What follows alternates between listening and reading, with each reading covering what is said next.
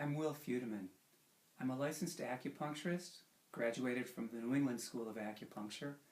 I'm also a licensed clinical social worker. I graduated from SUNY at Buffalo School of Social Work, and I have decades of experience counseling and treating people who've been struggling with depression, anxiety, insomnia, trauma histories, basically people who have challenging emotional lives. I've been doing that for decades.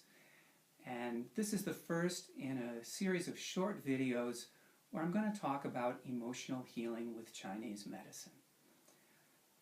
You know, I've been reading widely in the field of mental health and in the field of Chinese medicine for years, and while there's been a lot of phenomenal and very useful resources, I really hadn't found any book that was easily understandable, that expressed some of the insights that I've come to in my career. And so about 5 years ago, after doing some writing, I put out a book, and it's called Before Pharmaceuticals, Emotional Healing with Chinese Medicine. So in it, I tell stories about how I got into learning about Chinese medicine, about people that I've worked with and helped, people who it was difficult to help. And also I've included essays by 3 of my most gifted teachers of healing in the Chinese medicine field. I've come to the conclusion that for many people, not everybody, but for many people, treatment with acupuncture and Chinese herbal medicine, as well as practicing Qigong, which are slow meditative movement practices from China, are some of the most useful strategies to help people heal from their emotional wounding and from their difficult times finding a way forward in life.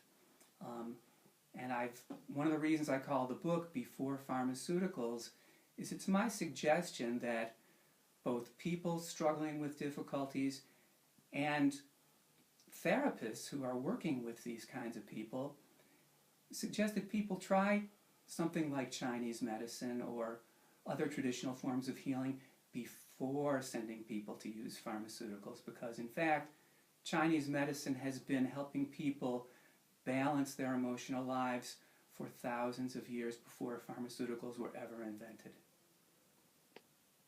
At any rate, after I graduated and I began my practice, my mother, who had always been a really steady and pretty cheerful woman, had serious surgery, and after the surgery, she didn't have much of an appetite.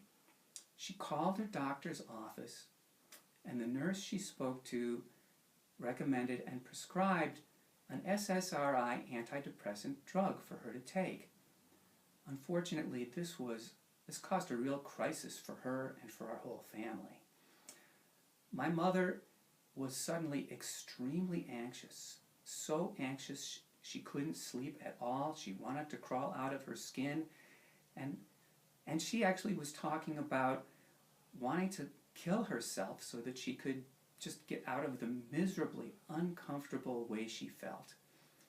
Well, this was scary for all of us. The family and various friends organized spending time with her to take care of her, and I found a psychiatrist who was able to help her safely taper off this drug and return to her normal self. I had actually read in an article when I was in school by an herbal teacher in San Diego, Zev Rosenberg, had written an article on a Chinese look at Western pharmaceuticals, and he had expressed a caution about the use of certain antidepressants for certain kinds of people, certain constitutions. Things you could tell by using traditional Chinese diagnostic techniques. In retrospect, it's clear to me that my mother was not a good candidate to benefit from the antidepressant medication that was given to her. And she's not the only one. There are many people who have serious problems with these medications. So that as I was continuing to practice and learn more about healing with Chinese medicine and more traditional approaches, I was interested to learn more about psychiatric drugs and their history of use and their benefits and their potential problems.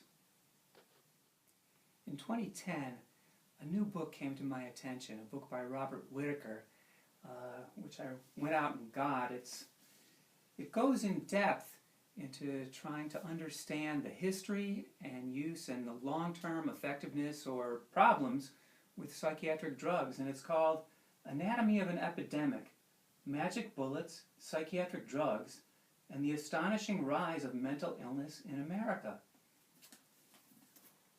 Overall, while Whitaker acknowledges that short-term many people experience alleviation of symptoms by using anti-anxiety, antidepressant medications, and antipsychotics, overall the long-term use of them generally for most people causes more harm than good.